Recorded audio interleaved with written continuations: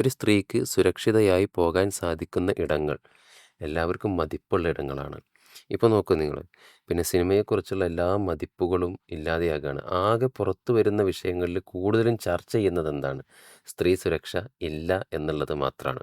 അപ്പോൾ നമ്മളവിടെ നോക്കുന്ന സമയത്ത് സ്ത്രീക്ക് സുരക്ഷ കിട്ടുന്ന ഇടങ്ങൾ അത് ജനങ്ങൾക്കിടയിൽ പോലും മതിപ്പുണ്ടാകുന്ന ഇടങ്ങളാണ്. അതെ. എന്നാൽ സ്ത്രീ സുരക്ഷ ഹനിക്കപ്പെടുന്ന ഇടങ്ങൾ അത് ജനങ്ങൾക്കിടയിൽ മതിപ്പുണ്ടാക്കുന്നില്ല. അത് ചരിത്രത്തിൽ തന്നെ കളങ്കമായി നിൽക്കുന്ന ഇടങ്ങളായിരിക്കും എന്നുള്ളത് കൂടി ഇതിൻ്റെ കൂടെ നമ്മൾ ഉം. മനസ്സിലാക്കേണ്ടത്. അസ്സലാമു അലൈക്കും വറഹ്മത്തുള്ളാഹ്. റേഡിയോ ഇസ്ലാം പോഡ്കാസ്റ്റിലേക്ക് പ്രിയ പ്രേക്ഷകർക്ക് സ്വാഗതം. ഹേമ കമ്മിറ്റി റിപ്പോർട്ടിൻ്റെ പശ്ചാത്തലത്തിൽ ചില ചിന്തകൾ പങ്കുവെക്കുവാൻ ആഗ്രഹിക്കുകയാണ്. മലയാള സിനിമയെ ദുരൂഹമായ ആകാശത്തോട് ഉപമിച്ചുകൊണ്ടാണ് ആ ഒരു റിപ്പോർട്ട് ആരംഭിക്കുന്നത്. എന്താണ് റിപ്പോർട്ടിനെ കുറിച്ച് നമ്മൾ ചർച്ച ചെയ്യുന്ന ആദ്യത്തെ ഒരു പോയിന്റ്? റിപ്പോർട്ട് എന്താന്നുള്ള എല്ലാവർക്കും അറിയുണ്ടാവും. അതെ. ഒരുപാട് കാലമായിട്ട് കേരളത്തിൻ്റെ ഒരു മണ്ഡലത്തിൽ നിലനിൽക്കുന്ന ചർച്ചയാണ്. കേരള സർക്കാർ നിയോഗിച്ചൊരു സമിതി, ഉം. Justice committee. ജസ്റ്റിസ് ഹേമയുടെ നേതൃത്വം നിശ്ചയിച്ചൊരു സമിതി. സമിതി എന്ന് പറഞ്ഞാൽ മലയാള സിനിമ ഇൻഡസ്ട്രിയിലെ സ്ത്രീകൾ അനുഭവിക്കുന്ന പ്രശ്നങ്ങളെ പരിശോധിക്കാൻ അല്ലെങ്കിൽ പഠിക്കാൻ വേണ്ടിയിട്ടാണ് ഉം. അത് നിശ്ചയിച്ചത്. 4.5 കൊല്ലമായി അത് റിപ്പോർട്ട് തയ്യാറായിട്ട്. ഇതുവരെ പുറത്തുവിട്ടിട്ടില്ല. ഒരുപാട് വിവാദങ്ങളുണ്ടായിരുന്നു. ചില ആളുകളെ സംരക്ഷിക്കാനാണെന്നൊക്കെയുള്ള വ്യാഖ്യാനങ്ങളുണ്ടായിരുന്നു.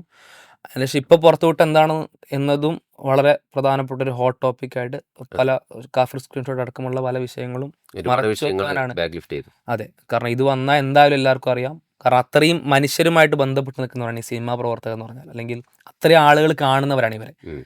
ഇപ്പോൾ ഇൻ്റർവ്യൂ ഒക്കെ വന്നതുകൊണ്ട് ഇഷ്ടംപോലെ റീലുകളായിട്ടും ക്ലിപ്പുകളായിട്ടും നമ്മളൊരു ജീവിതത്തിൽ നമ്മൾ പോലും ഒരു 4-5 മണിക്കൂർ ഇവരെ എങ്ങനെയെങ്കിലുമൊക്കെ ആയിട്ട് കാണുന്നുണ്ട്. അതെ. അപ്പോൾ അതുകൊണ്ട് തന്നെ ഇത്തരം ആളുകളെ സംബന്ധിച്ചുള്ള വിവാദം കേരളത്തിൽ ഹോട്ട് ടോപ്പിക് ആവുമെന്ന് ഉറപ്പുണ്ട്. അപ്പോൾ അതുകൊണ്ട് പല പല വ്യാഖ്യാന സാധ്യതകൾ അതിലുണ്ടെന്ന് പറയാം. ഇത് ഇൻവെർട്ടർ കോമയിൽ ഉചിതമായ സമയം എന്ന് അതെ പേര് അതെ കൊടുക്കാം. ഇത് പുറത്തു വിടാൻ.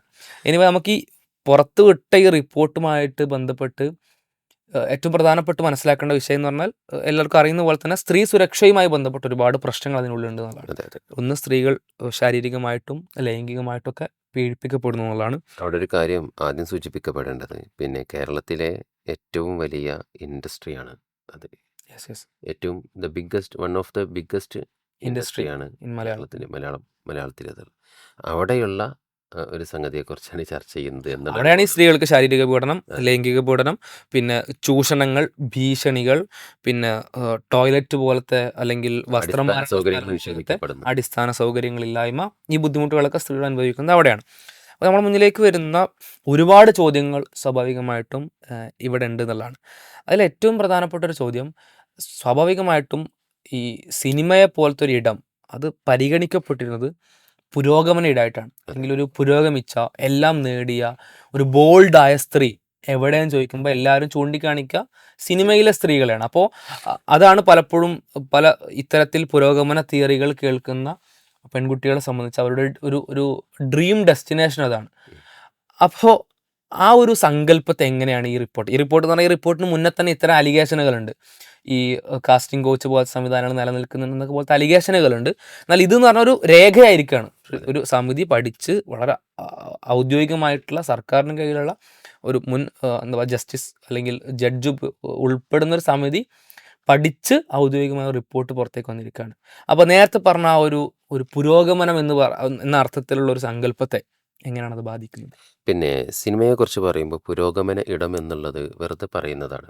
കാരണം അതിൻ്റെ ചർച്ചകളും അതുമായി ബന്ധപ്പെട്ട കാര്യങ്ങളും അല്ലെങ്കിൽ പഴയ കാലത്തും പുതിയ കാലത്തുമുള്ള സിനിമയുമായി ബന്ധപ്പെട്ട് പ്രവർത്തിക്കുന്ന ആളുകളുടെ ചില അനുഭവങ്ങളൊക്കെ കേൾക്കുമ്പോൾ, ഒന്ന് അന്ധവിശ്വാസത്തിൻ്റെ കൂടാരമാണ് സിനിമ എന്ന് നമുക്ക് മനസ്സിലാക്കാൻ പറ്റും.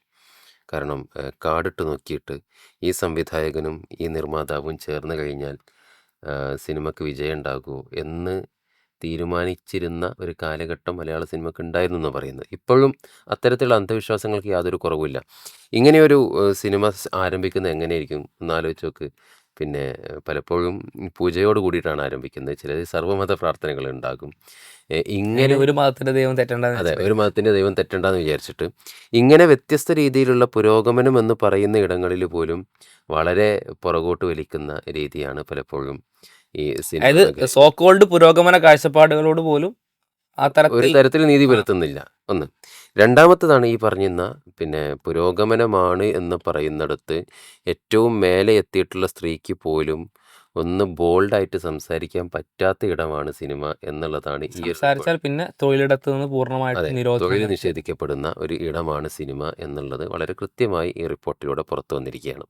അപ്പോൾ അവിടെയാണ് നമ്മൾ ആലോചിക്കേണ്ടത്.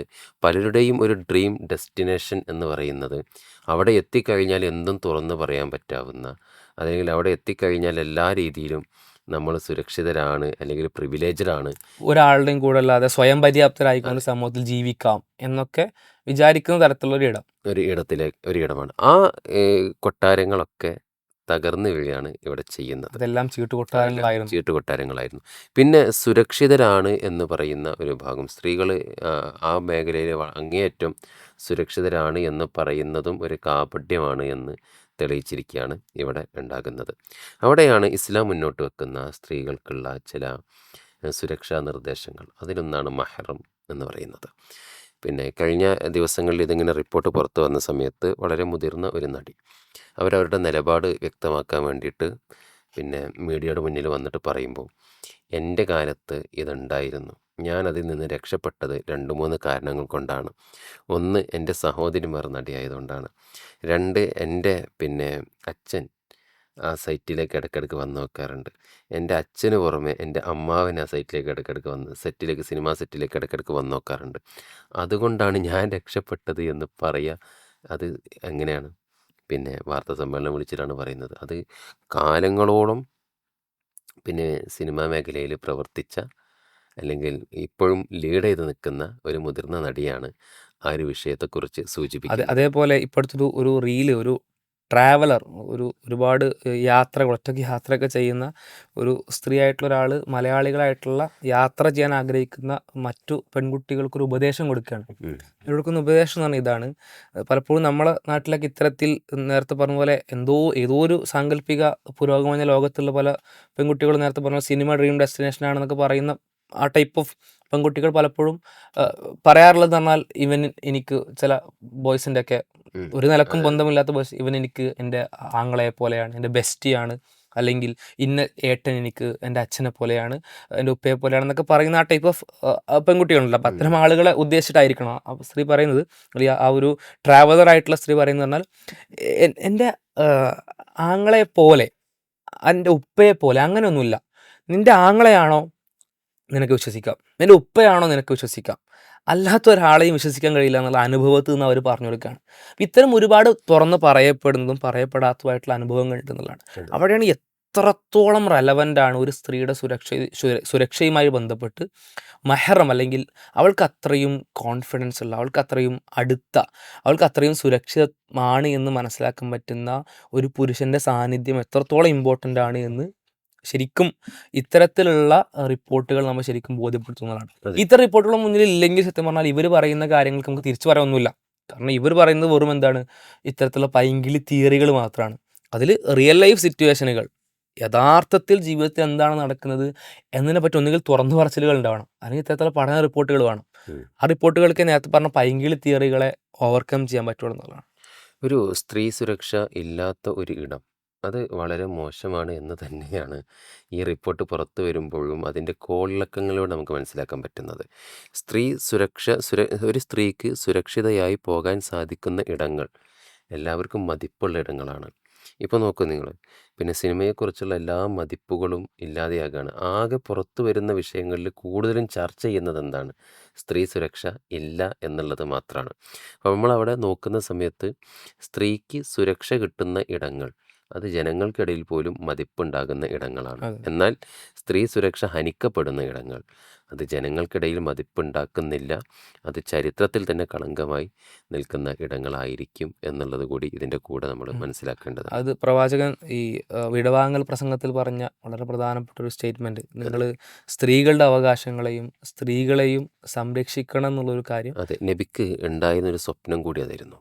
പിന്നെ ഒരു സ്ത്രീക്ക് ഒറ്റയ്ക്ക് വന്ന് ഹജ്ജ് ചെയ്ത് തിരിച്ചു പോകാൻ പറ്റുന്ന സാഹചര്യങ്ങൾ ഉണ്ടാകണം എന്നത് നബിയുടെ ഒരു പ്രവചനമായോ ഒരു സ്വപ്നമായോ ഒക്കെ, സ്വപ്നം എന്ന് പറഞ്ഞാൽ ഒരു ആഗ്രഹമായിട്ടൊക്കെ സഹാബിമാരോട് പങ്കുവെച്ചതായിട്ട് നമുക്ക് കാണാൻ ചില സാധിക്കും. രേഖകളിൽ കാണാൻ കഴിയും. അതായത് അവിടെ വ്യക്തമാക്കുന്നത് എന്താണെന്നറിയോ, അത്രയും സുരക്ഷിതമായ ഒരു സാമ്രാജ്യമാണ് ഇസ്ലാം വിഭാവനം ചെയ്യുന്നു എന്നാണ്. വിഭാവനം ചെയ്തത്. അതിനർത്ഥം ഒരു സ്ത്രീക്ക് മഹ്റമില്ലാതെ ഹജ്ജ് ചെയ്യണം എന്നുള്ള വിഷയമല്ല, അല്ല, അത് അത്തരമൊരു സാഹചര്യം വരാൻ ഇസ്ലാം ആഗ്രഹിക്കുന്നു ആഗ്രഹിക്കുന്നുണ്ട് എന്നുള്ളതാണ്. എന്നുള്ളതാണ്. അങ്ങനെ ഒരു സുരക്ഷ, അതായത് അങ്ങനെ സ്ത്രീക്ക് വന്ന് ഹജ്ജ് ചെയ്ത് പോകാൻ കഴിയുന്ന സാഹചര്യം ഉണ്ട് എങ്കിൽ ആ സമൂഹം, ആ സാമ്രാജ്യം, ആ ഇടം അങ്ങേയറ്റം സുരക്ഷിതമായിരിക്കും. മറ്റൊരാൾക്ക് അതിൽ പേടിക്കേണ്ട ആവശ്യം വരില്ല. ഇല്ല എന്നുള്ളത്. നമ്മൾ മഹ്റമിലേക്ക് തിരിച്ചു വരികയാണെങ്കിൽ പരിശുദ്ധ ഖുർആനിലെ സൂറ നിസായിലെ 23-ാമത്തെ ആയത്ത്, സൂറ നൂറിലെ 31-ാമത്തെ ആയത്ത്, ഈ രണ്ടായത്തുകളൊന്നും എടുത്ത് പരിശോധിച്ച് കഴിഞ്ഞാൽ അവിടെ മഹ്റം ആരാണ് എന്നുള്ളത് വളരെ കൃത്യമായി പറയുന്നുണ്ട്.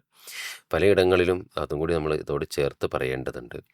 പിന്നെ പലയിടങ്ങളിലും പരസ്പരം ആങ്ങള പെങ്ങന്മാരാണ് എന്ന് പറയുന്നത് മഹ്റമല്ലാത്ത ആളുകളെ ഉദ്ദേശിച്ച് അങ്ങനെ ഉണ്ടാകുന്ന, എൻ്റെ നാട് കോഴിക്കോടാണ്.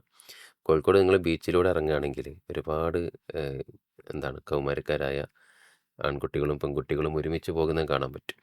സഹോദരി സഹോദരന്മാരല്ല, രാത്രിയിലും ഇറങ്ങുന്നത് കാണാൻ സാധിക്കും. അവരോട് ചോദിക്കുന്ന സമയത്ത് അവർ പറയുന്നത് ഞങ്ങൾ ആങ്ങളെയും പെങ്ങളും ആണെന്നാണ്. എന്നാലൊന്ന് ബന്ധം പറയുന്ന സമയത്താണ് കസിൻസ് ആയിരിക്കും എന്നുള്ളതാണ്. കസിൻസ് ആണ് എന്നുള്ളൊരവസ്ഥയിലേക്ക് എത്തുന്നത്. അവിടെയാണ് സൂറത്ത് നിസായിലെ 23-ാമത്തെ ആയത്തും അതുപോലെ തന്നെ സൂറത്ത് നൂറിലെ 31-ാമത്തെ ആയത്തും നമുക്ക് വെളിച്ചം വീശേണ്ടത്. പുരുഷന് ഏതൊക്കെ സ്ത്രീകളോടാണ് വിവാഹബന്ധം അനുവദനീയമല്ലാത്തത്, അതേപോലെ തന്നെ അതാണ് നിസായിലെ ആയത്ത് പറയുന്നത്. അതുപോലെ സൂറത്ത് നൂറിലെ ആയത്ത് പറയുന്നത് പറഞ്ഞാൽ സ്ത്രീകൾ ആരുടെ മുമ്പിലാണ് സൗന്ദര്യത്തിലെ ചില ഭാഗങ്ങൾ പ്രദർശിപ്പിക്കാനുള്ള അനുവാദമുള്ളത് എന്നുള്ളതാണ്. ഇപ്പോൾ കസിൻസ് എന്ന് പറഞ്ഞൊരു കൂട്ടം, അത് ഒരിക്കലും മഹ്റമല്ല എന്നുള്ളത് മനസ്സിലാക്കും വേണം. പിന്നെ അതിൻ്റെ ചില യാഥാർത്ഥ്യത്തിൻ്റെ വശങ്ങൾ നമ്മൾ മനസ്സിലാക്കും വേണം. അപ്പോൾ നമ്മൾ ചില പഠനങ്ങളൊക്കെ എടുത്ത് നോക്കുമ്പോൾ ഇത്തരം തുറന്നു പറച്ചിലുകളുമായി ബന്ധപ്പെട്ട ചില പഠനങ്ങളാണ് കേട്ടോ. അപ്പോൾ ഒരുപാട് സ്ത്രീകൾ അത്തരത്തിൽ തുറന്നു പറഞ്ഞതിൽ സ്ത്രീകൾ അനുഭവിച്ച ചൂഷണങ്ങളിൽ ഒരുപാട് ചൂഷണങ്ങൾ ചെറുപ്പകാലത്ത് അറിഞ്ഞോ അറിയാതെയോ എന്താണ് അനുഭവിക്കുന്നതെന്ന് അറിയാതെ പോലും പല ചൂഷണങ്ങളും അനുഭവിച്ചത് കസിന്മാരിൽ നിന്നാണ് എന്നുള്ളത്. ആ ബന്ധം അതിനർത്ഥം കസിൻസിനെ നമ്മൾ എല്ലാവരെയും അവിശ്വസിക്കണം എന്നുള്ള വിഷയം അല്ല കേട്ടോ പറയുന്നത്, അല്ലെങ്കിൽ എല്ലാവരും എന്തോ തെറ്റ് ചെയ്യാൻ നിൽക്കുന്ന ആളുകളാണെന്നുള്ളതല്ല പറയുന്നത്. നേരെ മറിച്ച് സാധ്യതകളുടെ ഇടങ്ങളെല്ലാം അടക്കുക എന്നുള്ളതാണ്. ഇപ്പോൾ ഇവിടെ ഈ വിഷയം പറയുമ്പോൾ തന്നെ ഇപ്പോൾ നമ്മൾ ഈ വിഷയത്തിൻ്റെ ഒരു കോംപ്ലക്സിറ്റിയിലേക്ക് കിടക്കുകയാണെങ്കിൽ, ഇപ്പോൾ പറഞ്ഞ ഹേമ കമ്മിറ്റി റിപ്പോർട്ടൊക്കെ വരുന്നത് ഒരുപാട് അലിഗേഷനുകൾ വരുന്നു, ഒരുപാട് ആളുകൾ സംശയത്തിന് നിഴലാവുന്നു. അതിൽ സ്വാഭാവികമായിട്ടും ഇത്രയും വലിയ തെറ്റുകൾ നമ്മളൊരു മേഖലയിൽ കാണുകയാണ്. അപ്പോൾ സ്വാഭാവികമായിട്ടും ചില ആളുകൾ നുണ പറയാനുള്ള സാധ്യതയൊക്കെ വെച്ചാൽ ചിലപ്പോൾ അതിനുള്ള സാധ്യതയൊക്കെ ഉണ്ട്. ചിലപ്പോൾ ഒരു 100 അലിഗേഷനിൽ 2, 3, 1 ഒക്കെ ചിലപ്പോൾ ഇല്ലാത്ത അലിഗേഷനും ആയിരിക്കാം. അപ്പോൾ സ്വാഭാവികമായിട്ടും നമ്മളവിടെ ഒരു കൺഫ്യൂഷനിൽ വരികയാണ്. ഇതിപ്പോൾ ആര് പറഞ്ഞ അലിഗേഷൻ ഉള്ളത്, ഇനി ആര് പറഞ്ഞ ഇല്ലാത്തത്, ആര് പറഞ്ഞ സത്യം, ആര് പറഞ്ഞാണ് നുണ എന്നുള്ളൊരു കൺഫ്യൂഷനിലേക്ക് അവിടെ എത്തുകയാണ്. അവിടെ അന്വേഷിക്കുന്നതിന് മുമ്പ് ചില ആളുകൾ പൂർണ്ണമായിട്ടും സമൂഹത്തിൽ നിന്ന് നിരാകരിക്കപ്പെടുകയാണ്, അല്ലെങ്കിൽ ഒഴിവാക്കപ്പെടുകയാണ്. അതേപോലെ തന്നെ ഇത്തരത്തിലുള്ള അന്വേഷണങ്ങൾ നടക്കാത്ത ചില ആളുകളുടെ പേരുകൾ പോലും പറയാൻ പേടിയുള്ള ഇരകളുണ്ടാവും. അപ്പോൾ അത്തരത്തിൽ അന്വേഷണം നടക്കാത്ത ഒരുപാട് ആളുകൾ പ്രിവിലേജ്ഡായിട്ട് പോവുകയാണ്. അപ്പോൾ ഇത്തരം പ്രശ്നങ്ങളൊക്കെ ഉണ്ടാകുന്നത് എന്തുകൊണ്ടാണ്? സ്ത്രീകളും പുരുഷനും ഒറ്റപ്പെടുന്നു എന്നുള്ളതാണ്, ഒറ്റക്കാവുന്നു എന്നുള്ളതാണ്. ഈ ഒറ്റക്കാവുന്ന സംവിധാനമേ ഇല്ലെങ്കിൽ, ഒറ്റക്കാവുന്ന സിസ്റ്റമേ ഇല്ലെങ്കിൽ ഈ തെറ്റുകളുടെ സാധ്യതകൾ പോലും അവിടെ അല്ല. ഇസ്ലാം മുന്നോട്ട് വെക്കുന്ന വളരെ പ്രധാനപ്പെട്ട ഒരു കാര്യം എന്ന് പറഞ്ഞാൽ നിങ്ങൾ എന്ത് ചെയ്യരുത്, ഒരു സ്ത്രീയും ഒരു പുരുഷനും ഒറ്റക്കാണെങ്കിൽ അവിടെ മൂന്നാമനായിക്കൊണ്ട് പിശാച് ഉണ്ടാകുന്നതാണ്. പിശാച് ഉണ്ടാകുന്ന പറഞ്ഞാൽ പിശാചിനെ വന്ന് നിൽക്കുക എന്നല്ല അർത്ഥം. പക്ഷേ അതിൻ്റെ ഫിസിക്കൽ പ്രസൻസ് അല്ല. നേരെ മറിച്ച് പിശാചിൻ്റെ പണി എന്താണ്?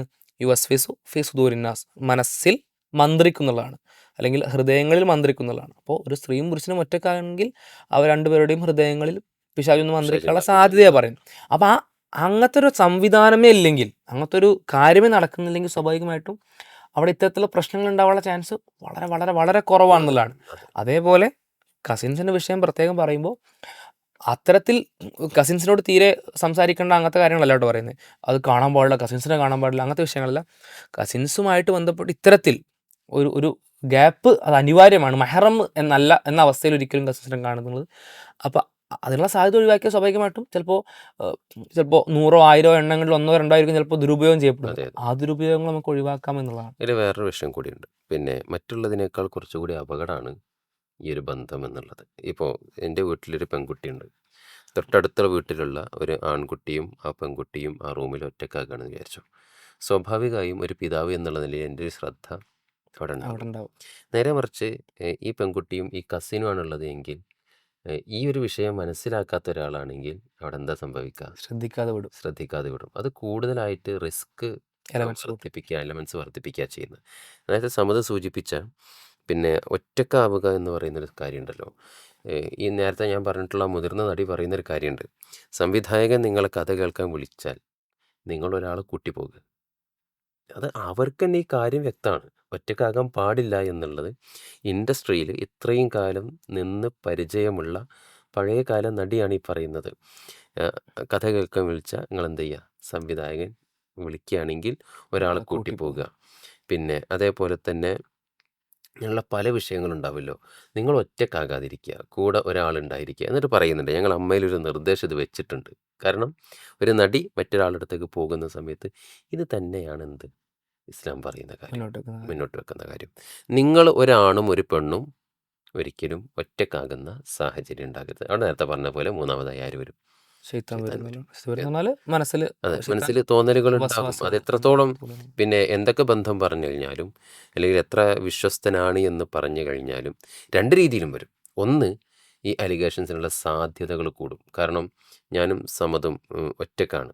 അപ്പം ഒരു ആരോപണം ഞാൻ ഉന്നയിക്കണമെന്നുണ്ടെങ്കിൽ ആ ആരോപണം ഉന്നയിച്ച് അത് അങ്ങനെയല്ല എന്ന് പറയാൻ സമതിൻ്റെ ഭാഗത്തൊരു തെളിവില്ല. തെളിവില്ല. നേരെ മറിച്ച് ഒരാൾ അവിടെ ഉണ്ടാകുകയാണെങ്കിൽ അത് അങ്ങനെയല്ലായിരുന്നു സംഭവിച്ചിട്ടുണ്ടായിരുന്നു എന്ന് പറയാനുള്ള ഒരാൾ അവിടെ ഉണ്ട് എന്നുള്ളത്. ഈ ആരോപണം ഉന്നയിക്കപ്പെടുന്നതും ഇപ്പോൾ ഈ വിഷയങ്ങളിൽ നിന്ന് മാറുകയാണെങ്കിൽ ചില വിഷയങ്ങളിൽ അങ്ങനത്തെ നിയമങ്ങളും അനിവാര്യമാവും കേട്ടോ. അപ്പോൾ അതെ. അങ്ങനത്തെ നിയമങ്ങളില്ലെങ്കിൽ പലപ്പോഴും ചില ഏരിയകളിലൊക്കെ സ്ത്രീകളുടെ സുരക്ഷിതത്വവും ചോദ്യം ചെയ്യപ്പെടും. ഉം. പക്ഷെ അങ്ങനത്തെ നിയമങ്ങളുണ്ടാകുന്ന പല സമയങ്ങളിലും എന്ന് പറഞ്ഞാൽ ഇത്തരത്തിലുള്ള ചില ആളുകളൊക്കെ ഇപ്പോൾ ഒരു തെറ്റും ചെയ്യാത്ത ഒരാളുടെ മേലെ ആരോപണം വരുന്നെങ്കിൽ അയാളുടെ ജീവിതത്തിൻ്റെ വലിയൊരു ഭാഗം ആളുകളുടെ ആളുകളുടെ വിശ്വാസം നഷ്ടപ്പെട്ട് പിന്നെ ജീവിക്കുന്നതിൽ അർത്ഥമല്ലല്ലോ. അതെ. അപ്പോൾ അത്തരത്തിൽ ജീവിക്കേണ്ട അവസ്ഥ പല ആൾക്കും വരികയാണ്. അപ്പോൾ ഇതിനൊക്കെ പ്രശ്നം എന്ന് പറഞ്ഞാൽ ഇത്തരത്തിലുള്ള സംവിധാനങ്ങൾ സമൂഹത്തിൽ നിലനിൽക്കുന്നു എന്നുള്ള അടിസ്ഥാനപരമായിട്ടുള്ള പ്രശ്നം.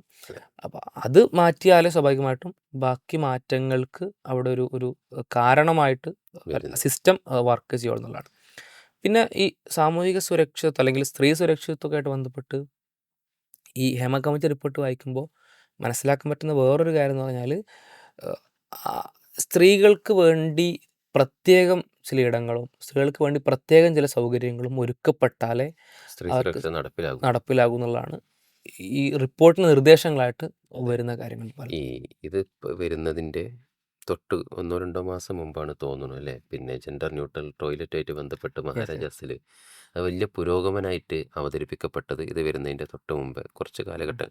പക്ഷേ നോക്ക് നിങ്ങൾ 2 മാസം കഴിയുമ്പോൾ അല്ലെങ്കിൽ ഇത്ര കാലം കഴിയുമ്പോൾ സ്ത്രീകൾക്ക് വേണ്ടി കേരളത്തിൽ തന്നെ നമ്മൾ നേരത്തെ പറഞ്ഞതുപോലെ എങ്ങനെയൊക്കെയാണെങ്കിലും നേരത്തെ പറഞ്ഞതുപോലെ ഏറ്റവും വലിയ ഇൻഡസ്ട്രിയുടെ ഉള്ളിലുള്ള ഒരു ആവശ്യം സ്ത്രീകൾക്ക് വേണ്ടിയിട്ട് പ്രത്യേകമായ ഇടങ്ങൾ ഇടങ്ങൾ ഉണ്ടാകേണ്ടതുണ്ട് എന്നുള്ളത്. അതും പ്രത്യേകിച്ചും ഇപ്പോൾ പറഞ്ഞതുപോലത്തെ പ്രൈവറ്റ് ഇടങ്ങൾ. അതെ, ഇപ്പോൾ പ്രൈവറ്റ് ഇടങ്ങൾ. ടോയ്ലറ്റ്, വസ്ത്രം മാറ്റാനുള്ള സ്ഥലം, താമസ സ്ഥലം പോലത്തെ പ്രൈവറ്റ് ഇടങ്ങളിൽ സ്ത്രീ പുരുഷ സെഗ്രിഗേഷൻ, ജെൻഡർ സെഗ്രിഗേഷൻ നിർബന്ധമാണെന്നുള്ളതാണ്. നമ്മൾ ആലോചിക്കണം. ഇപ്പോൾ ഈ സ്റ്റാറ്റസുകളൊക്കെ പരിശോധിക്കുമ്പോഴേ ആരാണോ ഇതിനു മുമ്പ് സ്ത്രീകൾക്ക് എന്തിനാണ് പ്രത്യേകം ടോയ്ലറ്റ്, സ്ത്രീകൾക്ക് എന്തിനാണ് പ്രത്യേകം ഹോസ്റ്റൽ, സ്ത്രീകളെന്താ പുരുഷന്മാരുടെ കൂടെ ഹോസ്റ്റലിൽ താമസിക്കാൻ പറ്റാത്തവരാണോ എന്നൊക്കെ ചോദിച്ചാൽ അതേ ആളുകളുടെ സ്റ്റാറ്റസിൽ ഇപ്പം ഒന്ന് കാണാൻ പറ്റുന്നത് സ്ത്രീകൾ സുരക്ഷയ്ക്ക് വേണ്ടി പ്രത്യേക ടോയ്ലറ്റുകൾ വേണം, അതെ. സ്ത്രീകൾക്ക് വസ്ത്രം മാറാൻ പ്രത്യേക സ്ഥലങ്ങൾ വേണം. അതേ ആളോട് ചോദിക്കും, സ്ത്രീകൾ പുരുഷന്മാരെ കൂടെ നിന്ന് വസ്ത്രം മാറിയാൽ എന്താണ് പ്രശ്നം?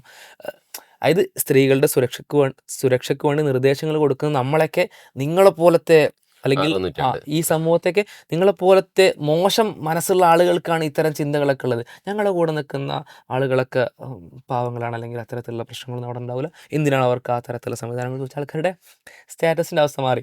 അതേപോലെ തന്നെയുള്ളൊരു കാര്യമാണ് ഈ വസ്ത്രധാരണം എന്നുള്ള വിഷയം. ഇപ്പോൾ ഈ ഈ ഹേമ കമ്മിറ്റിയുടെ ഭാഗമായിട്ടുള്ള വളരെ പ്രധാനപ്പെട്ടൊരു ഒരു കമ്മിറ്റി അംഗം, ഈ കമ്മീഷൻ്റെ ഭാഗമായിട്ട് അന്വേഷണ സമിതിയിലുള്ള ഒരാൾ, മുതിർന്ന നടി. മുതിർന്ന നടി, അവർ പറയുന്നൊരു കാര്യം എന്ന് പറഞ്ഞാൽ പലപ്പോഴും സ്ത്രീകളുടെ പല വസ്ത്രധാരണവും ഇത്തരത്തിലുള്ള പ്രശ്നങ്ങളിലേക്ക് നയിച്ചിട്ടുണ്ട് എന്നുള്ളതാണ്. ഇത് അല്ലെങ്കിൽ കേവല അഭിപ്രായമല്ല, രേഖപ്പെടുത്തപ്പെട്ട രേഖയാണ്. രേഖപ്പെടുത്തപ്പെട്ട രേഖയിൽ അതങ്ങനെയാണുള്ളത്. ഉം. പല പ്രമുഖ നടിമാരും അത് നിഷേധിക്കുന്നുണ്ട്. അങ്ങനെയൊന്നുമല്ല, അത് ആ നടിക്ക് തെറ്റ് പറ്റിയതാണെന്നൊക്കെ പലപ്പോഴും പറയാറുണ്ട്.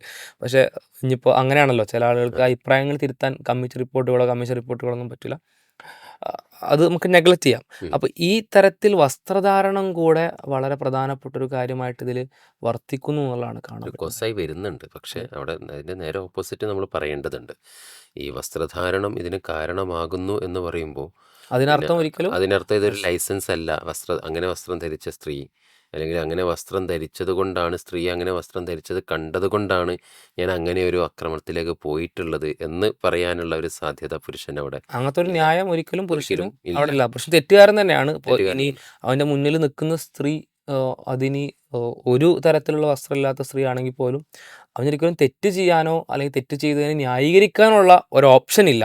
അതെ. പക്ഷെ അവിടെ അത്തരത്തിലൊരു ഒരു കുറ്റകൃത്യം ഉണ്ടാകുന്നുവെങ്കിൽ അതിൽ ഇതുകൂടി കാരണമായിട്ട് വർത്തിക്കുന്നു എന്നുള്ളത് നമ്മൾ പ്രധാനപ്പെട്ട സംഗതി. കാണേണ്ട അല്ലെങ്കിൽ മനസ്സിലാക്കേണ്ട ഒരു വിഷയമാണ്. ഇപ്പോൾ ഈ വസ്ത്രധാരണത്തിൽ പലപ്പോഴും പല ആളുകളും നിർബന്ധിക്കപ്പെടുകയാണ് പലപ്പോഴും പല വസ്ത്രങ്ങളും ധരിക്കാൻ വേണ്ടിയിട്ട്. ചില സിനിമകൾക്ക് വേണ്ടി ഇന്ന വസ്ത്രം ധരിച്ചോളണം, ഉം. അല്ലെങ്കിൽ ചില പ്രോഗ്രാമുകൾക്ക് വേണ്ടി, ചില പരസ്യങ്ങൾക്ക് വേണ്ടിയിട്ട് ഇന്ന വസ്ത്രം ധരിക്കണം. എന്തിനാ? ഈ സിനിമ അല്ലെങ്കിൽ ഈ പരസ്യം ഈ പ്രൊഡക്റ്റ് വിറ്റ് പോകണം. ഇപ്പോൾ ഐറ്റം ഡാൻസ് നമുക്കറിയാം. അതെ. എന്തിനാ ഐറ്റം ഡാൻസ് സിനിമയിൽ? ഐറ്റം ഡാൻസ് എന്ന് പറഞ്ഞാൽ ആ സിനിമയുടെ കഥയുമായിട്ട് ഒരു ബന്ധമില്ലാത്ത ഒരു ഡാൻസ് അതിൻ്റെ ഉള്ളിൽ സിറ്റുവേഷൻ ഉണ്ടാക്കുന്നു. പ്ലേസ് ചെയ്യാണ്. ആ ഡാൻസിന് വേണ്ടി ഒരു സിറ്റുവേഷൻ പ്ലേസ് ചെയ്യാണ്. ഈ ഈ ഈ ഡാൻസ് എന്തിനാണ് സിനിമയിൽ?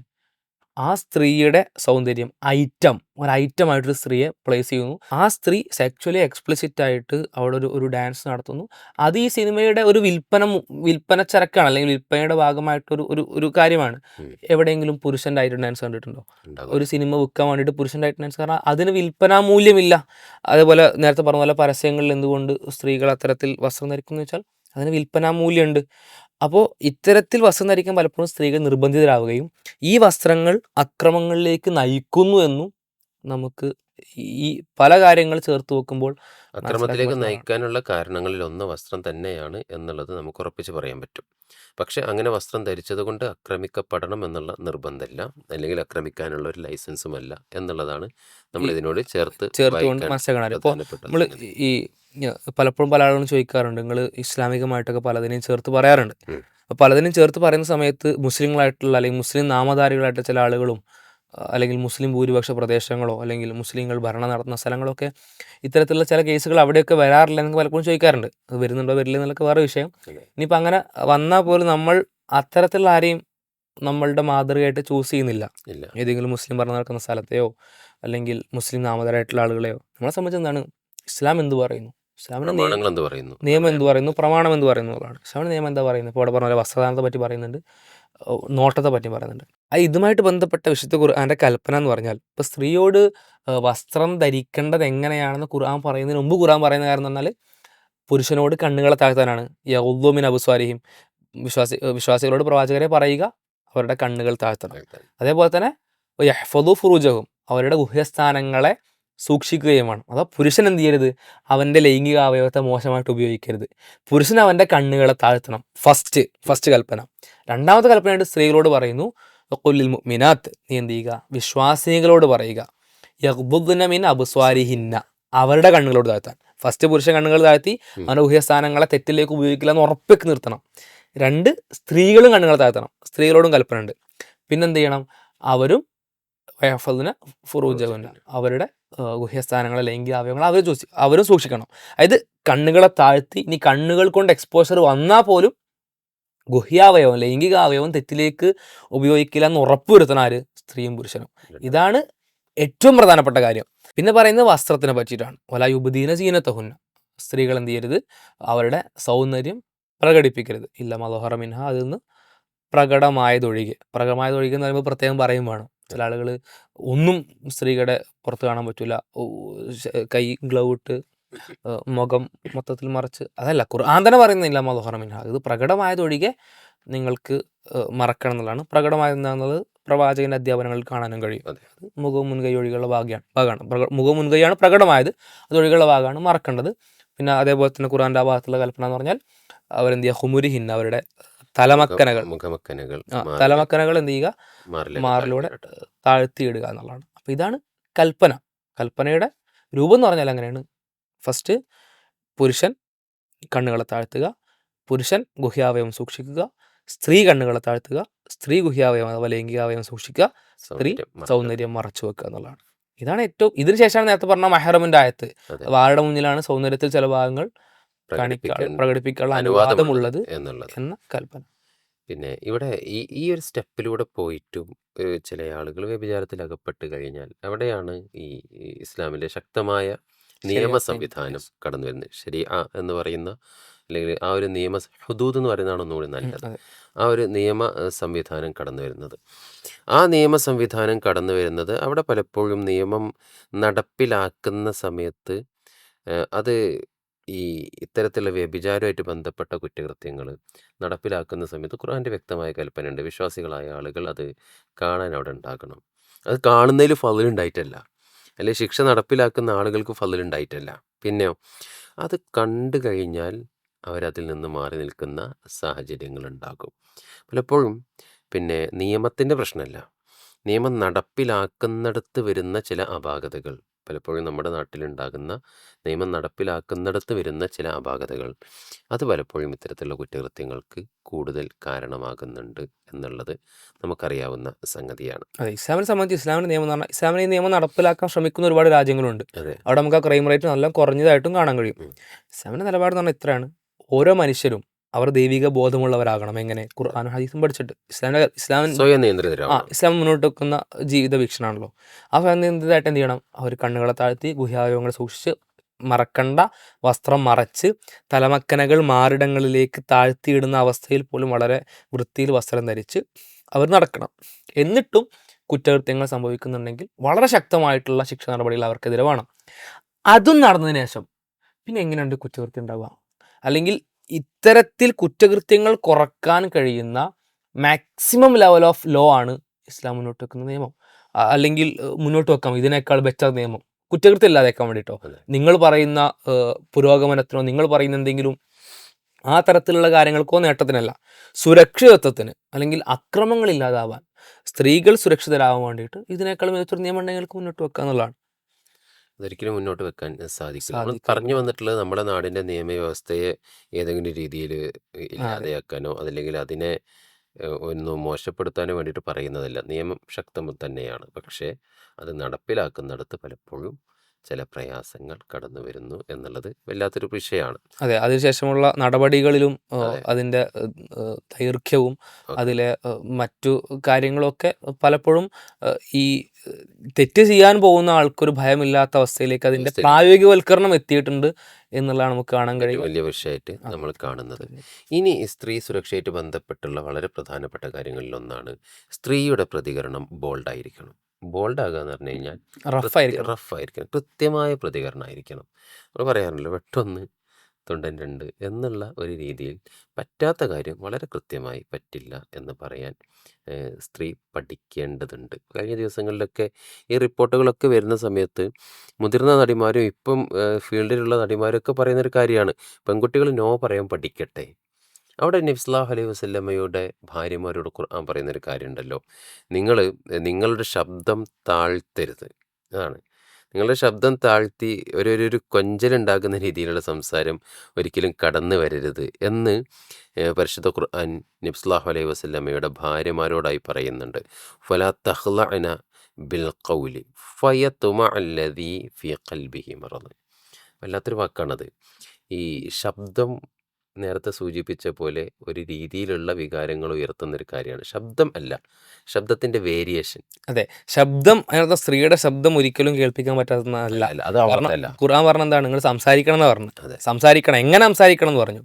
അല്ല, എങ്ങനെ സംസാരിക്കരുത് എന്നും പറഞ്ഞു. സംസാരിക്കുന്നത് പറഞ്ഞു. ശബ്ദത്തിൻ്റെ ഒരു തരത്തിലുള്ള പ്രായോഗികവൽക്കരണം, ഒരു തരത്തിലുള്ള പ്രയോഗം എന്ന് പറഞ്ഞാൽ അത് ഹൃദയത്തിൽ രോഗമുണ്ടാക്കുന്നവരുടെ മനസ്സിൽ ഒരു ദുശ്ചിന്ത ഉണ്ടാക്കിയെടുക്കും, ഒരു ദുരാഗ്രഹം ഉണ്ടാക്കിയെടുക്കും.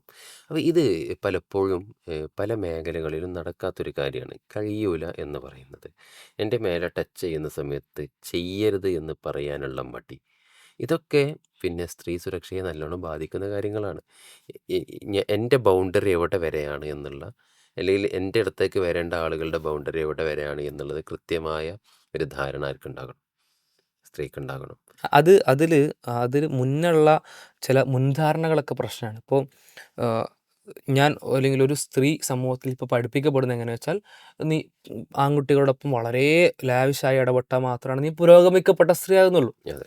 അപ്പോൾ അവൾ വിചാരിക്കുകയാണ്, ഇപ്പോൾ ഞാനൊരു പെൺകുട്ടിയും നിങ്ങളൊരു പുരുഷനാണെങ്കിൽ നിങ്ങളെന്നെ തൊടുമ്പോൾ ഞാൻ നോ എന്ന് പറഞ്ഞാൽ ഞാൻ പുരോഗമിക്കപ്പെട്ടവളായിട്ടില്ലെങ്കിലോ, അല്ലെങ്കിൽ ഞാൻ സമൂഹത്തിൽ താഴുന്ന ഒരവസ്ഥയിലായപ്പെട്ടിട്ടുണ്ടെങ്കിൽ ഞാൻ എന്തോ ഒരു മോശമായി എന്നുള്ളൊരു ചിന്ത, സ്വാഭാവികമായിട്ട് ഇൻഫീരിയോറിറ്റി തോട്ട് അവിടെ ഒരാളെ സാധ്യതയുണ്ട്. അപ്പോൾ ഈ ചിന്ത അവൾക്ക് പകർന്നു കൊടുത്തവരും അതിൽ പ്രതികളാണ്. അതെ. പിന്നെ രണ്ടാമത്തെ കാര്യം എന്ന് പറഞ്ഞാൽ, പല സ്ത്രീകളും അങ്ങോട്ട് പോയിട്ട് പല പുരുഷന്മാരോട് ഇടപെടുന്നു. ഉം, ഉം. അപ്പോൾ ഒരു സ്ത്രീ ഒരു പുരുഷനോട് അങ്ങോട്ട് അങ്ങനെ ഇടപെടുന്നെങ്കിൽ ആ പുരുഷന് ഇങ്ങോട്ട് ഇടപെടുമ്പോൾ ഇവൾക്കൊന്നും ചെയ്യാൻ പറ്റില്ല സ്വാഭാവികമായിട്ടും. അപ്പോൾ ആ ലിമിറ്റ് എന്ന് പറഞ്ഞാൽ അത് ഫ്രം ബേസ്, തുടക്കം മുതൽ തങ്ങളുടെ അടുത്ത് നിന്ന് ഉണ്ടാവേണ്ട കാര്യമാണെന്നുള്ളതാണ്. തങ്ങളുടെ നേച്ചറിലും തങ്ങളുടെ പ്രകൃതത്തിലും അവളോട് അത്തരത്തിൽ പെരുമാറാൻ പറ്റില്ല, അവളെ അത്തരത്തിൽ ടച്ച് ചെയ്യാൻ പറ്റില്ല, അവളോട് അത്തരത്തിൽ സമീപിക്കാൻ പറ്റില്ല എന്നുള്ള ചിന്ത നമ്മളുടെ പെരുമാറ്റത്ത് നിന്ന് മെസ്സേജ് ആയിട്ട് കൊടുക്കുക എന്നുള്ളതാണ്. നമ്മളെ വസ്ത്രം, വളരെ നമ്മളെ ആക്ഷനുകൾ, നമ്മുടെ സംസാരമൊക്കെ അതിൻ്റെ അത് കൈകാര്യം ചെയ്യുന്ന അവസ്ഥയിലായിരിക്കണം എന്നുള്ളതാണ്. ഒരു തരത്തിലുള്ള നിലപാടുള്ള ആളുകളായിരിക്കണം. കൃത്യമായ നിലപാട് പറയുന്നവരും, ഇതെൻ്റെ പ്രൈവസിയാണ്, ഇതിലേക്ക് കടന്നു വരാൻ പാടില്ല എന്ന് പറയുവാൻ കഴിയുന്നതും. അതേപോലെ തന്നെ ഇപ്പോഴത്തെ പ്രധാനപ്പെട്ട കാര്യങ്ങളിലൊന്നാണല്ലോ കൺസെൻറ്റ് ചോദിക്കുക എന്നുള്ളത്. ഈ കൺസെൻറ്റ് ചോദിക്കാൻ, അവളോട് കൺസെൻറ്റ് ചോദിക്കാനും കൂടി പറ്റൂല എന്നുള്ളൊരവസ്ഥയിലേക്ക് ഈ പെരുമാറ്റം മാറിക്കഴിഞ്ഞാൽ അവിടെ ഒരുപാട് ഗുണങ്ങൾ ആർക്കുണ്ടാകും? സ്ത്രീകൾക്കുണ്ടാകും. ഇപ്പം നേരത്തെ പറഞ്ഞിട്ടുള്ള പുരോഗമനം, എൻ്റെ മേലെ കൈ വെക്കണം എന്ന് ആരാണ് തീരുമാനിക്കേണ്ടത്? ഇവിടെ അടുത്ത കാലത്ത് ഒരു നടിയുടെ മേലെ കൈ വെച്ച് ഫോട്ടോ എടുക്കുന്ന സമയത്ത് അവർ തട്ടിക്കളയുന്ന ഒരു ഭാഗമുണ്ട്. വീണ്ടും കൈ എടുക്കുന്ന സമയത്ത്, എന്നിട്ട് അന്ന് കേരളം ചർച്ച ചെയ്തത് എന്താ? അയാൾക്കെതിരെ കേസെടുക്കണോ വേണ്ട എന്നുള്ളതാണ്. എന്നിട്ട് ഈ പെൺകുട്ടികൾ ഈ കാര്യത്തെക്കുറിച്ച് ചർച്ച ചെയ്യുമ്പോൾ പറയും, അതെങ്ങോട്ട് പറഞ്ഞേക്കും, 6-ാം നൂറ്റാണ്ടിലേക്ക് പറഞ്ഞേക്കുന്ന ഒരു സാഹചര്യം ഉണ്ടാകുന്നത്. അവിടെ നമ്മളുടെ പ്രതികരണങ്ങൾ വളരെ കൃത്യമായിരിക്കണം. ഒരിക്കലും ശബ്ദത്തിലെ വേരിയേഷൻ കൊണ്ടുവന്ന് ആളുകളെ പിന്നെ പ്രയാസപ്പെടുത്തുന്ന, അവിടെ നിങ്ങളുടെ സംസാരം അവരുടെ ഹൃദയത്തിനകത്ത് പ്രയാസം ഉണ്ടാക്കുമെന്ന് പറയുന്നതിനേക്കാൾ ഖുർആൻ പറഞ്ഞിട്ടുള്ളത് എന്താ? അത് ഹൃദയത്തിൽ രോഗമുള്ളവരുടെ രോഗം വർദ്ധിക്കാൻ, അല്ലെങ്കിൽ അവർക്ക് ആഗ്രഹം ഉണ്ടാകാൻ അത് അവർ കാരണമാകും. തെറ്റുകൾ ചെയ്യാൻ അത് അത് കാരണം ഒരു ആത്യന്തികമായിട്ട് അവരെ തെറ്റിനുള്ള ഒരു സിറ്റുവേഷൻ അവിടെ ക്രിയേറ്റ് ചെയ്യപ്പെടും അതെ. എന്ന്. പിന്നെ സ്ത്രീകളുടെ അവിടുത്തെ സംസാരത്തെ പറ്റി പറയുന്ന ഒരു സ്പെസിഫിക് കാര്യം എന്ന് പറഞ്ഞാൽ, കൊഞ്ചിക്കോയിൽ എന്ന് പറഞ്ഞാൽ അവൻ്റെ മനസ്സിൽ ഇവൾക്ക് ഇനി എന്നോട് എന്തെങ്കിലും ഒരു, എനിക്ക് ഇവളിലൊരു സാധ്യത ഉണ്ടാവുമോ എന്നൊരു തോന്നൽ പോലും ഉണ്ടാകുന്ന തരത്തിലുള്ള ഒരു വോയിസ് മോഡുലേഷൻ അവിടെ സംഭവിക്കരുത്. റഫ്ലി അല്ലെങ്കിൽ ഡയറക്ട്ലി സ്ട്രെയിറ്റ് ആയിട്ട് സംസാരിക്കണം എന്നുള്ള ഇന്റർപ്രറ്റ് ചെയ്യാൻ പറ്റരുത്, വേറെ അതെ. രീതിയിലേക്ക് രണ്ട് അർത്ഥങ്ങൾ അത് വരും. അർത്ഥങ്ങൾ ഉണ്ടാവരുത്. അതിലുള്ള വേറെ പ്രശ്നം കൂടിയുണ്ട്. ഇപ്പോഴത്തെ ഇതിലേക്ക് വരേണ്ട സംഗതിയാണ്, സാന്ദർഭിക സൂചിപ്പിക്കുകയാണ്.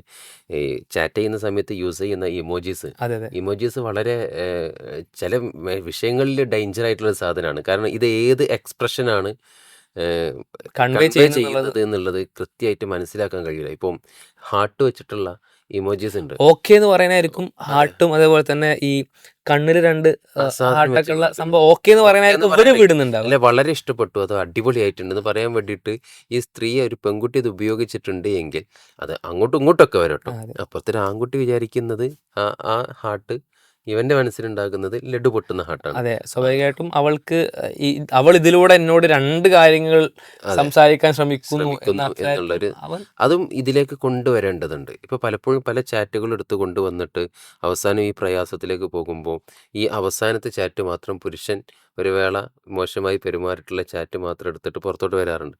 പക്ഷെ ചിലതിൻ്റെയൊക്കെ മുഴുവനായി പരിശോധിക്കുമ്പോൾ അവിടെ നമുക്ക് വളരെ കൃത്യമായിട്ട് മനസ്സിലാക്കാൻ പറ്റും ഇവൻ എന്ത് ചെയ്തതാണ്, അത് ഇങ്ങനെ ദുർവ്യാഖ്യാനിച്ചതാണ്. അതൊരു പക്ഷെ നമ്മൾ അവിടെ അങ്ങനെ പറഞ്ഞ പെൺകുട്ടികൾ എന്തോ അപരാധം ചെയ്തു, നിങ്ങൾ കരുതി കൂട്ടി തെറ്റിയെന്നല്ലട്ടോ പറയുന്നത്. പക്ഷെ ഈ തരത്തിലുള്ള അടിസ്ഥാന കാര്യങ്ങൾ ശ്രദ്ധിക്കുന്നതിലൂടെയാണ് ഒരു സിസ്റ്റം രൂപീകരിക്കപ്പെടുന്നത്. പടച്ചൊരു കാര്യം വെറുതെ പറയില്ലല്ലോ. അപ്പൊ എന്തിനാണത് പറഞ്ഞതെന്നൊക്കെ നമുക്ക് വേണമെങ്കിൽ അങ്ങനെ ചോദിക്കാം, അല്ലെങ്കിൽ എന്തിനാണത് പറഞ്ഞെന്നുള്ളതൊക്കെ ഒരു ഭയങ്കര ഒരു പ്രശ്നം എന്ന അർത്ഥത്തിൽ നമുക്കത് ഉന്നയിക്കാം, അല്ലെങ്കിൽ ആ തരത്തിൽ അത് റൈസ് ചെയ്യാം, പലപ്പോഴും പലരും ചെയ്യുന്നത് പോലെ. പക്ഷെ അവിടെയാണ് നമ്മൾ എന്ത് ചെയ്യുന്നത്, യാഥാർത്ഥ്യങ്ങളുടെ ഈ ഒരു മുഖത്ത് നമുക്ക് കാണാൻ പറ്റുന്നത്, അല്ലെങ്കിൽ അവിടെ യഥാർത്ഥത്തിലുണ്ടാകുന്ന പ്രശ്നങ്ങളെ ഇത്തരത്തിൽ മനസ്സിലാക്കാൻ പറ്റുന്നു എന്നുള്ളതാണ്. ഇനി വേറൊന്ന്, സ്ത്രീ വ്യത്യസ്തമാണ് എന്നുള്ളത് തന്നെയാണ് ഇതിലൂടെ നമ്മൾ ഉറപ്പിക്കേണ്ടത്. കാരണം ഇങ്ങനെയൊക്കെ വരുന്ന സമയത്തും ഒരു സ്ത്രീയാൽ ഒരു പുരുഷൻ ഇത്തരത്തിൽ ആക്രമിക്കപ്പെട്ടു എന്നുള്ള വാർത്തകൾ താരതമ്യേന വളരെ കുറവാണ്. വരുന്നില്ല എന്ന് പറയുന്നില്ല, പക്ഷേ അത് മറ്റുള്ള കോണ്ടെക്സ്റ്റുകളിലൂടെ അത് എടുക്കുന്നുണ്ട്. പക്ഷേ താരതമ്യേന വളരെ അതിനെ പല കുറവാണ്. രീതിയിൽ വ്യാഖ്യാനിക്കുന്നവരുണ്ട്. വ്യാഖ്യാനിക്കപ്പെടുന്നുണ്ട്. അപ്പോൾ വ്യത്യസ്തരാണ് എന്നുള്ളത് സ്ത്രീയും പുരുഷനും വ്യത്യസ്തരാണ്. എൻറ്റയർലി ഡിഫറൻ്റ് ആണ്. ഡിഫറൻ്റ് ആണ്. എവിടെയാണ് ഇത്തരത്തിലൊരു ഒരു ഒരു വിസ്ഫോടനം പുരുഷനെതിരെയുള്ള ആരോപണം കൊണ്ട് ഏത് ഇൻഡസ്ട്രിയിലാണ് ഉണ്ടാക്കാൻ പറ്റുക? എന്നിട്ട് ഇതേ ആളുകൾ പറയും സ്ത്രീകൾ എന്താണ് അവൾക്ക് എല്ലാം ഒറ്റക്ക്, അല്ലെങ്കിൽ സ്ത്രീകൾ പുരുഷനെ പോലെ തന്നെയാണ്, അത് ഒരു രീതിയിലും പ്രത്യേക സുരക്ഷ തരേണ്ടതില്ല, എന്തിനാണ് സ്ത്രീകൾക്ക് നിങ്ങൾ സുരക്ഷ തരേണ്ട ആവശ്യമുണ്ടോ, പുരുഷന്മാർ സുരക്ഷ തരേണ്ട ആവശ്യമുണ്ടോ, ഞങ്ങൾ അങ്ങനെ ആയിക്കൊണ്ട് ഇങ്ങനെ ആയിക്കൊണ്ട്. അതേ സാധനം സ്റ്റാറ്റസ് ഇട്ട ആളുകളാണ് ഇന്ന് എന്ത് ചെയ്യുന്നത്? ഈ തരത്തിൽ സ്ത്രീകൾക്ക് സുരക്ഷിതത്വം ഒരുക്കണം, സ്ത്രീകൾക്ക് സുരക്ഷയ്ക്ക് വേണ്ടി പ്രത്യേക സംവിധാനങ്ങൾ വേണം, പ്രത്യേക രീതികൾ വേണം, മോണിറ്റർ ചെയ്യാൻ സംവിധാനങ്ങൾ വേണം, നിയമങ്ങൾ വേണം എന്നൊക്കെ പറയുന്നത് ഈ ആളുകളാണ്. അവിടെ നമ്മൾ മനസ്സിലാക്കണം, സ്ത്രീകൾ വ്യത്യസ്തരാണ്. സ്ത്രീകൾ പുരുഷന്മാരാണോ, പുരുഷന്മാർ സ്ത്രീകളാണോ ചൂഷണം ചെയ്യപ്പെടാനുള്ള ചാൻസ് കൂടുതൽ. പുരുഷന്മാരാൽ സ്ത്രീകളാണ് ചൂഷണം ചെയ്യപ്പെടാനുള്ള സാധ്യത കൂടുതൽ. കൂടുതലുള്ളത്. അപ്പോൾ സ്വാഭാവികമായിട്ടും അവിടെ സ്ത്രീകൾക്ക് പ്രത്യേക പ്രൊട്ടക്ഷനുകളും പ്രത്യേക സിസ്റ്റങ്ങളും പ്രത്യേക സംവിധാനങ്ങളും നിർബന്ധമായും ഒരുക്കപ്പെടുന്നതാണ്. ഉണ്ടായിരിക്കണം. അവിടെ അത് വ്യത്യാസം എന്ന് പറഞ്ഞാൽ അത്ര എക്സ്പ്ലിസിറ്റ് ആണ്, അത്രയും ക്ലിയർ ആണ്. അത് ചെറിയ ചെറിയ ഏരിയകളിലല്ല, വലിയ വലിയ ഏരിയകളിൽ പോയി നമുക്ക് കാണാൻ കഴിയുന്നു എന്നുള്ളതാണ്. ഓക്കെ. അവസാനം സൂചിപ്പിക്കാനുള്ളത്, ഒരു അധാർമികതയോട് സമരസപ്പെട്ടാൽ ആ അധാർമികതയെ ഒരിക്കലും തിരുത്താൻ പറ്റില്ല. അതിനൊപ്പം കൂടിയാൽ അതിനൊപ്പം കൂടി ഒരിക്കലും തിരുത്താൻ പറ്റില്ല എന്ന് മാത്രമല്ല, ആ അധാർമികത വർദ്ധിക്കുകയും ചെയ്യുള്ളൂ. അതാണ് ഇത്രയും കാലഘട്ടങ്ങളിലായി നമ്മൾ ഈ ഹേമ കമ്മിറ്റി റിപ്പോർട്ട് വരുന്നതിന് മുന്നേ വരെ മലയാള സിനിമയിൽ സംഭവിച്ചിട്ടുള്ളത്, അല്ലെങ്കിൽ സിനിമാ മേഖലയിൽ സംഭവിച്ചിട്ടുള്ളത്. ഇതിപ്പോൾ വേറൊരു വിഷയം കൂടി ഉണ്ട് കേട്ടോ. പലപ്പോഴും മലയാള സിനിമയെ എടുത്ത് പറയുകയാണ്, പക്ഷെ മറ്റേതിനേക്കാൾ വലിയ ഇൻഡസ്ട്രിയാണ് മറ്റുള്ള സിനിമാ മേഖല. അവിടെ ഒരു കമ്മിറ്റിയും വന്നിട്ടില്ല എന്നുള്ളത് നമ്മളൊന്ന് മനസ്സിലാക്കേണ്ടതുണ്ട്. ഇതോടൊപ്പം തന്നെ ഇവിടെ അത്തരത്തിലുള്ള പഠനങ്ങളോ അന്വേഷണങ്ങളോ നടന്നിട്ടുണ്ട് എന്നുള്ളത് ഒരു വലിയൊരു കാര്യമായിട്ട് നമ്മൾ എടുക്കേണ്ട സംഗതിയാണ്. പക്ഷെ അതോടൊപ്പം നമ്മൾ ആലോചിക്കേണ്ടത്, ഈ ഇൻഡസ്ട്രിയിൽ നിന്ന് സമരസപ്പെട്ട് നിൽക്കുന്നൊരു കാലഘട്ടത്തിൽ ഒരു വേള ആളുകളുടെ മുമ്പിൽ അവർ ഉയർന്നു നിന്നിട്ടുണ്ടാകാം. പക്ഷേ ഈ ഒരു റിപ്പോർട്ട് വന്നതിന് ശേഷം അങ്ങനെ സമരസപ്പെട്ടവരുടെ കീർത്തി താഴോട്ട് പോവുകയും ഇതിനെതിരെ സംസാരിച്ചവരുടെ കീർത്തി ഉയർന്നു വരികയും ചെയ്യുന്ന സാഹചര്യമാണ് ഉണ്ടായിട്ടുള്ളത്. പൊരുതുക എന്നുള്ളതാണ്. അനീതിക്കെതിരെ നിരന്തരം അനീതിക്കെതിരെ നിരന്തരം പൊരുതേണ്ടതുണ്ട്. അധാർമികതക്കെതിരെ നിരന്തരം പൊരുതേണ്ടതുണ്ട്. ഇപ്പോൾ ഈ പൊരുതിയിട്ടുള്ള ആളുകളൊക്കെ അനീതിക്കെതിരെ പൊരുതിയിട്ടുള്ള ആളുകളായിരിക്കാം. പക്ഷേ അധാർമികതക്കെതിരെ പൊരുതി എന്ന് പറയാൻ നമുക്ക് യാതൊരു സ്കോപ്പും ഇല്ല. കാരണം അത്തരത്തിലുള്ള സംഗതിയല്ല നടന്നിട്ടുള്ളത്. കാരണം പല രീതിയിലും വരുന്ന സമയത്ത് അതിന് ദൂരവ്യാപകമായ റിഫ്ലക്ഷനുകൾ നമുക്ക് മനസ്സിലാക്കാനും സാധിക്കും. മനസ്സിലാക്കാൻ സാധിക്കും. അപ്പം ഏതൊരു മേഖലയിലാണെങ്കിലും ഈ അധാർമികതക്കെതിരെ പോരാടിക്കഴിഞ്ഞാൽ മാത്രമേ ആ അധാർമികത ഇല്ലാതെയാവുകയുള്ളൂ. അങ്ങനെ പോരാടിയിട്ടുള്ള ആളുകളുടെ കീർത്തി വർദ്ധിച്ചിട്ടുണ്ട് എന്നുള്ളതാണ്. വേറൊന്ന്, പിന്നെ തൊഴിലിടങ്ങൾ എപ്പോഴും ഈ സുരക്ഷയുള്ള ഇടങ്ങളായിരിക്കണം. ഇതിപ്പോൾ ഒരു സിനിമാ മേഖലയിൽ മാത്രമാണ് ഇത്തരത്തിലുള്ള രീതിയിലുള്ള ഒരു കമ്മിറ്റി റിപ്പോർട്ടൊക്കെ വന്നിട്ടുള്ളത്. അസംഘടിതമായി നിൽക്കുന്ന മറ്റുള്ള ഒരുപാട് തൊഴിൽ മേഖലകളുണ്ട്. ഇപ്പോൾ നിൽപ്പ് സമരം നമ്മുടെ നാട്ടിൽ നടന്നിട്ടുള്ള സമരമാണ്. പല സ്കൂളുകളിലെയും അൺഎയ്ഡഡ് സ്കൂളുകളിലെ അധ്യാപകരും അതേപോലെ തന്നെ സ്റ്റാഫ് അനുഭവിക്കുന്ന മാനസികവും ശാരീരികവുമായ ബുദ്ധിമുട്ടുകളുണ്ട്. അതല്ലാതെ പിന്നെ ഈ ഡെലിവറി ബോയ്സ് അനുഭവിക്കുന്ന ബുദ്ധിമുട്ടുകളുണ്ട്. ഇത് പ്രിവിലേജ്ഡ് ആണ് എന്നുള്ളത് കൊണ്ട്, സിനിമാ മേഖല എങ്ങനെയൊക്കെ പറഞ്ഞാലും പ്രിവിലേജ്ഡ് ആണ് എന്നുള്ളത് കൊണ്ട് ആ ഒരു മേഖലയിലെ തൊഴിൽ മേഖലയിൽ സംഭവിക്കുന്ന പ്രയാസങ്ങളെക്കുറിച്ച് മാത്രം ചർച്ച നടക്കാതെ മറ്റുള്ള മേഖലകളിലേക്ക് കൂടി ഈ ചർച്ച കൂട്ടുത്തരവാദിത്തമായിട്ട് എല്ലാവരും സ്വീകരിക്കേണ്ടതുണ്ട് എന്ന് കൂടി ഓർമ്മപ്പെടുത്തുകയാണ്. അവസാനമായിട്ട് അതുകൂടെ സൂചിപ്പിച്ചുകൊണ്ട് ഇന്നത്തെ ഈ പോഡ്കാസ്റ്റ് ഇവിടെ അവസാനിപ്പിക്കുന്നു. അസ്സലാമു അലൈക്കും വറഹ്മത്തുള്ളാഹി വബറകാതുഹു.